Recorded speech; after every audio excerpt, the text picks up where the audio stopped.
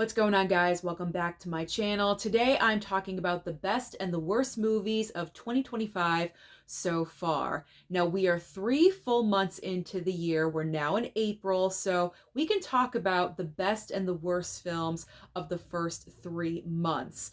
Usually the first couple of months of a brand new year are very rocky. However, I will say this year we have had a few movies that I've really enjoyed, I've responded to. Now, I'm not saying that these movies are destined to win Academy Awards at the end of the year, but they are movies that I personally had a connection to. They made me emotional, I enjoyed them, and they surprised me. And then there's also the worst. With the best, there's also the worst. And in the months of January and February, we usually get some pretty bad movies. So I am going to discuss those as well. I just didn't really care for these movies, or they disappointed me. So let's get started. If you guys want to comment your personal best and worst movies of the year so far, feel free to do so down below in the comments. So let's start off with my personal favorite, the best movies of the year so far in 2025. We are starting off with Companion. Without a doubt, Companion had to be on this list. Now, I talked about Companion a couple of days ago in my new release review. I recently rewatched the movie.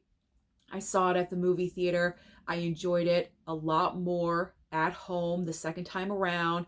I'm not really sure why, but the reason why I really enjoyed this movie is because we have just dealt with AI and robots in so many different movies, but with this film, I feel like Companion dealt with the subject matter in a different way. We have a couple of awesome twists in the movie, and you know me, I like movies with twists and turns. Anything unexpected really does entertain me. And Sophie Thatcher, who plays our main character, is phenomenal in the film. She really just takes the movie to another level and makes it so believable. And then you have Jack Quaid. And I mentioned this in my new release review video as well. I wasn't super thrilled with his performance when I saw it at the theater, but when I watched it at home, I just enjoyed it a whole heck of a lot more. I'm not really sure why. It's not like he did anything different, but I just enjoyed it more. So because of all of those factors, Companion is definitely one of the best movies so far. Speaking of Jack Quaid, we are going to shift over to Novocaine. I feel like I'm one of the few people that really enjoyed Novocaine. I'm one of the few people that actually saw the movie in the theater. I'm not really sure why this movie did not get more attention. It's an action film. It's also a romance film.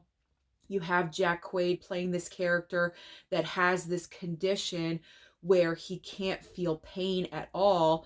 And so when an occurrence happens at his work and his love interest is taken hostage, he uses the fact that he can't feel pain to go off and rescue her. It's such a fun movie. It's an awesome good time. I really feel like Novocaine is going to shine on streaming or PVOD. That's really where people are going to discover the film, and hopefully it will build an audience from there. But Novocaine was such a fun movie. Now we have Heart Eyes. So I really enjoyed Heart Eyes because, number one, slasher movie around a holiday, sign me up. It's been a really long time since we've had a Valentine's Day slasher movie, and that is exactly what Heart Eyes is. We have the Heart Eyes killer who is going after couples, targeting couples that are in love. I thought it was a great idea, a great concept. You have Mason Gooding in this movie, and he just really showcases how good of an actor he is. He's kind of wasted in Scream 5 and 6. His acting is so basic in those movies, and in Heart Eyes, wow, an actor is in front of us. He actually developed a character, and he's so charming in this movie. I just had a great time.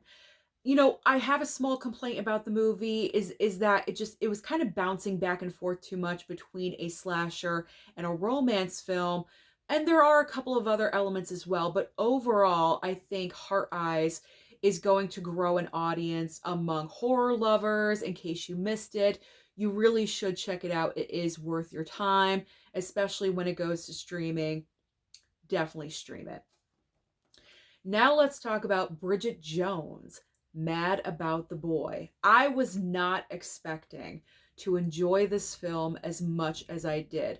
This is one of those great surprises because I am a huge fan of the first Bridget Jones movie. The second film was okay, it was all right.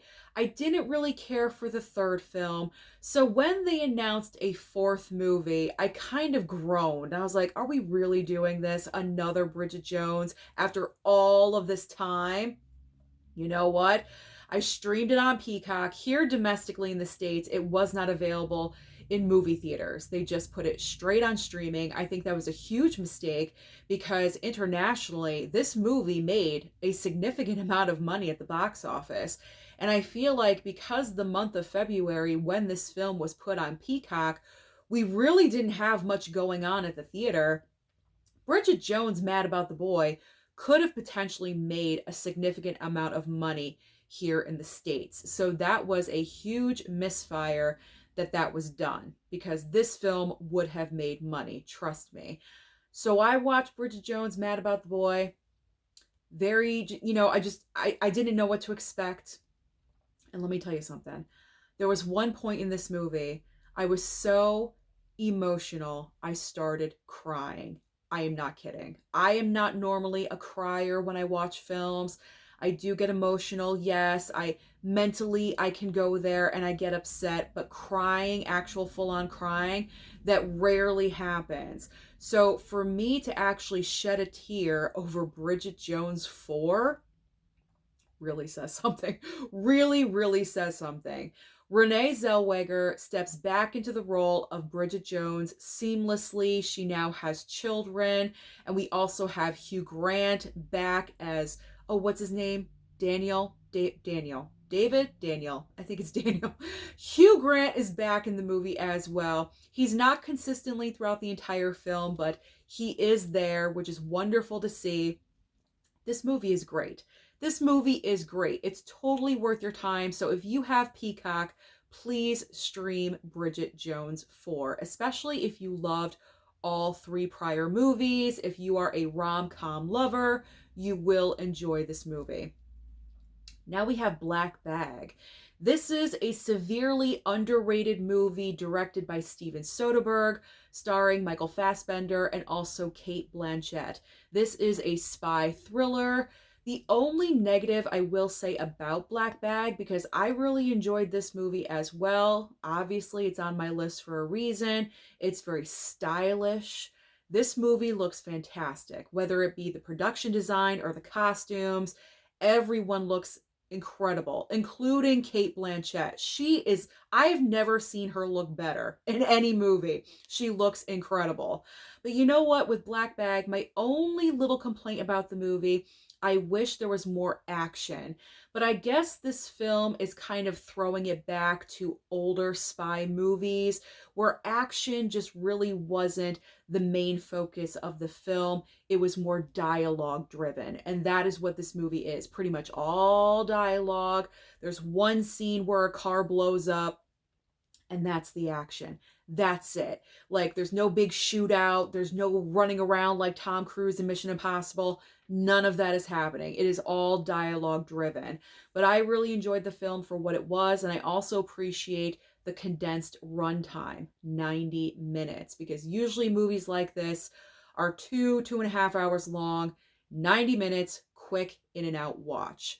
The final movie that I consider to be the best of the year so far, Magazine Dreams. Now, this was a film that was supposed to come out, I believe, last year or the year before, but because of the entire controversy surrounding Jonathan Majors, the initial studio that was going to put out the movie dropped it. So they put it on a shelf, and then another smaller studio acquired the movie, and they did release it at the end of March. And so I was very curious about the film. I had heard about the movie. In the industry, people were talking about potential Oscar nomination for Jonathan Majors because of this film. So, because of all of that, I wanted to go and check it out. I didn't go to see the movie necessarily because I'm supporting Jonathan Majors, because I don't really support him anymore because of everything that did occur, but that's a completely different subject for another day.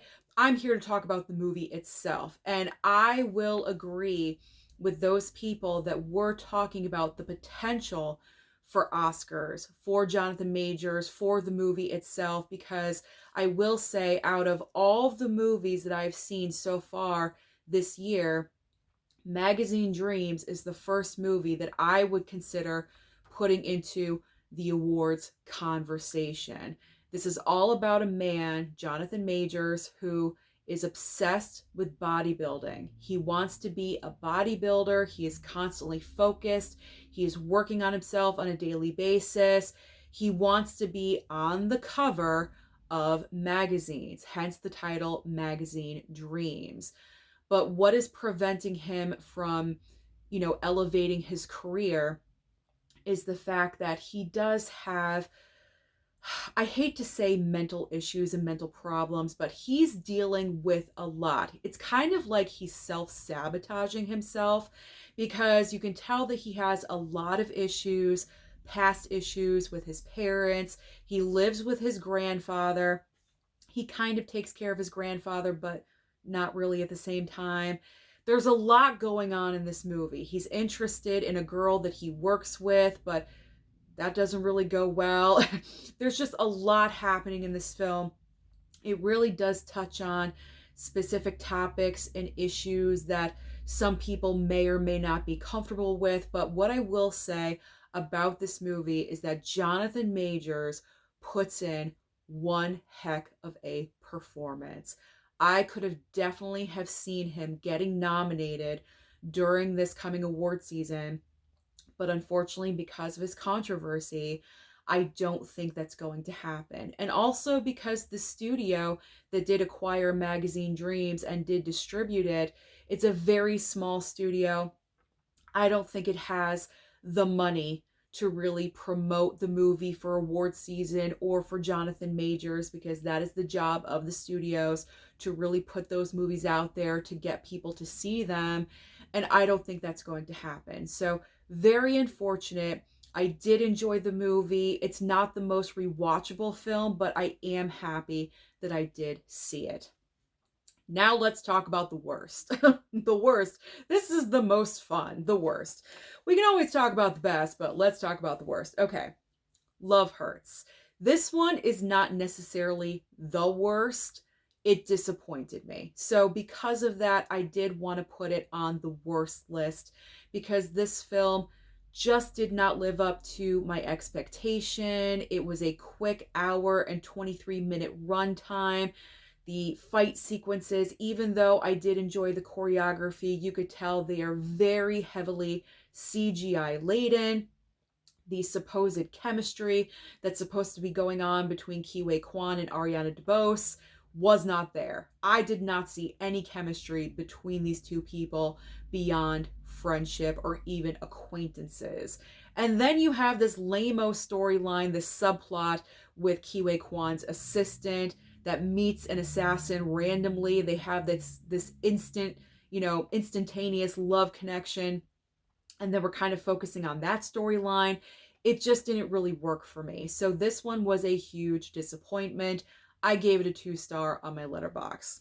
Now we have The Woman in the Yard. Now this movie has the potential to remove itself from the worst list, because now that I really fully understand the ending of the film, I actually think I would enjoy it rewatching it. But because I was just so confused, because they jam-packed all of the information in the last 15 to 20 minutes of the film. I talked about this in my review of Woman of the Yard. I had to look up on YouTube people talking about the movie and their thoughts and opinions, and then everything made sense.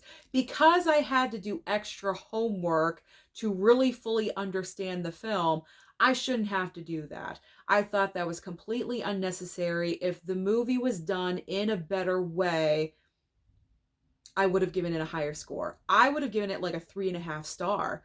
I actually enjoyed what they were doing, but that did not happen. So it remains at a 2 star, unfortunately. Now we have Locked, and I don't think I've talked about Locked yet in any prior video. Locked was a smaller film that came out a couple of weeks ago with Anthony Hopkins and also Bill Skarsgård. So Bill Skarsgård plays a criminal. He's like a petty criminal thief, and he makes a dumb decision by breaking into this very fancy, huge black SUV in a random parking lot area. But what he does not realize is that once he breaks into this SUV, it's going to lock behind him and it's going to trap him. And that is because Anthony Hopkins is playing a weird, sadistic game with anyone that took the chance to do this. Now, it sounds like a pretty decent concept, so that's the reason why I went to the movie. I was intrigued, but I think where this movie falters for me is because it is just so isolated. Bill Skarsgård trapped in a car for 90 minutes. There's really only so much you can do in that runtime with the storyline. So you do have to think outside the box just a little bit. At some point, the car does start moving. Like we have to move location. Like something has to happen. But this was a one-time watch. Absolutely. There's no reason for me to watch this movie again. It's pretty basic and straight up, straightforward. Anthony Hopkins, he is good. He's obviously great at playing a villain. Okay, hello, Hannibal Lecter. But you know what? With this movie, the reasoning that his character has for doing what he's doing is kind of lame. Like, I just was not going with it. It wasn't really believable. In my head, I'm saying, God, get over it. Like, it didn't work for me. So I would put this in the disappointing category as well. Not necessarily the worst movie. We'll get there. Disappointing, yes. I expected more because Anthony Hopkins and Bill Skarsgård, putting those two up against each other, I mean, come on. That sounds pretty good, right? It was just okay. Borderline disappointment. All right. Wolfman. Okay. Wolfman is next on the list. This also falls into the disappointment category. Now, I think all of us were excited because this movie was being brought to us by Leigh Whannell. Leigh Whannell has a history of very good movies, including The Invisible Man a few years ago. Well, like 5-6 years ago now, with Elizabeth Moss. That was an incredible movie. And so when we heard about Wolfman, we were getting excited. And then we saw like the prototype of what the wolf was going to look like for like, what, Universal Studios or something like that. Then we started getting a little bit worried. And we were right to be a little bit worried.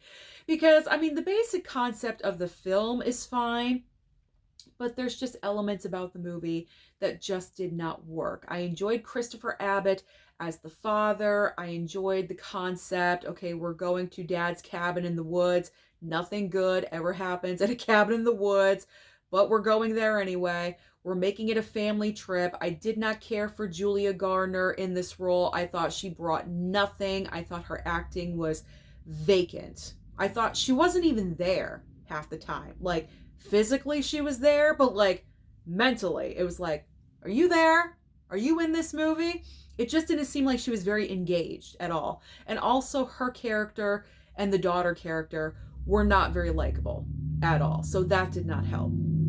I liked the werewolf transition that Christopher Abbott was going throughout the entire film. It didn't happen all at once. It was very gradual. I liked that effect, but also I thought it could have gone more. If you're going to go there, you go there. Okay, like you go full on wolf, balls to the wall, do something outlandish and crazy.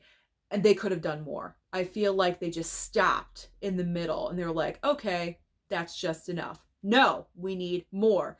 So it wasn't enough for me. I kind of feel that way about the entire movie. It just was not enough.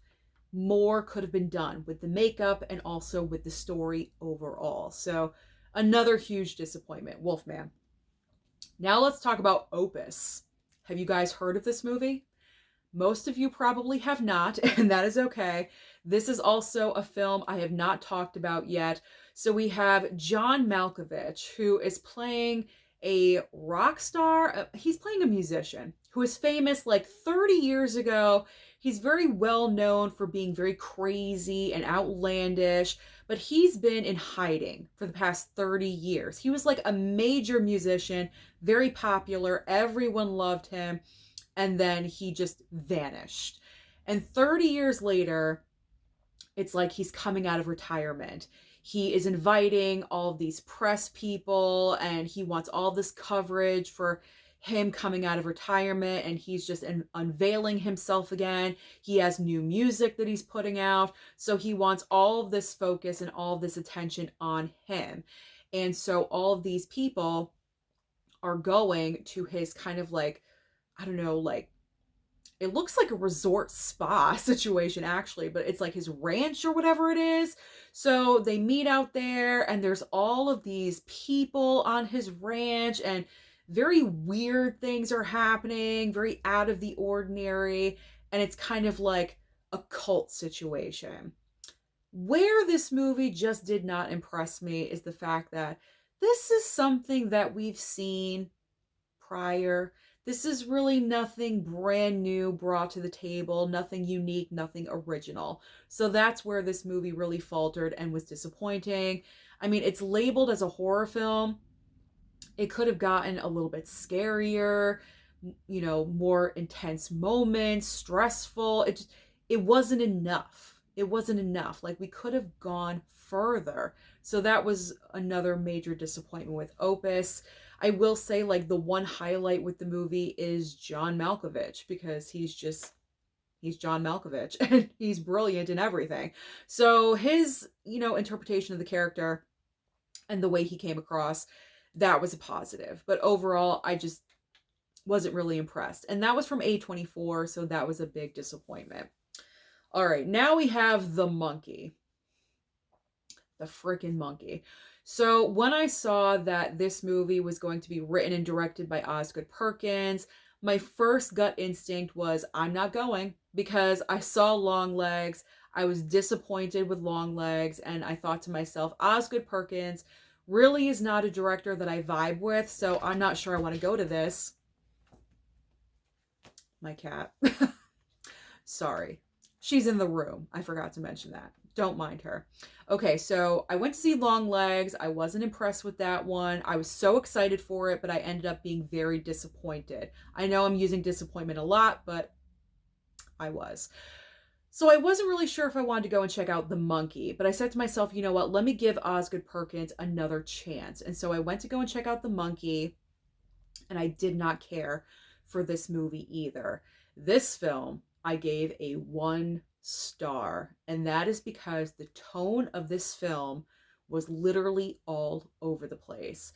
I wasn't sure whether or not this movie wanted to be a comedy, a horror film, a slasher. Like, what is this? It was literally everywhere. There were great kills in the movie.